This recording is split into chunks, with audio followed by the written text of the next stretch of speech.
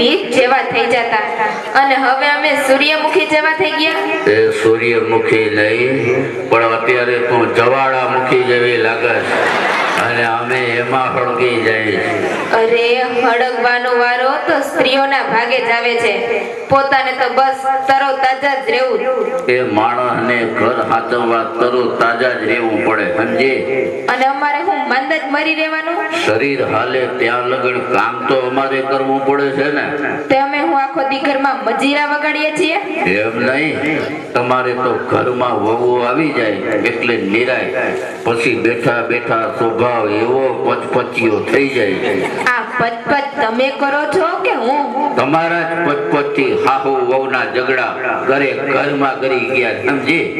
એ હાહુ વહુના ઝઘડા તો સામાન્ય કહેવાય, પણ આ ઉંમરે તમે ઝઘડા કરો ને એને ભગા કહેવાય, અને ભગા કરે એને ભાયડા નો કહેવાય.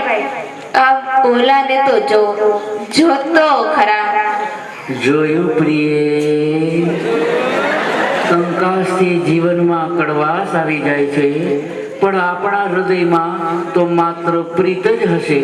પ્રણયના રંગમાં રંગાઈ જાશો, જેમ પહાડોની આગોશમાં વાદળા વિતાય છે. ચલો, તમારી આવી પ્રણયભરી વાતોથી હું લજ્જિત થઈ જાઉં છું. શરમથી આંખો બંધ થઈ જાય છે. મારી પાપણોનો ભાર લાગે છે. ઉલ્લુ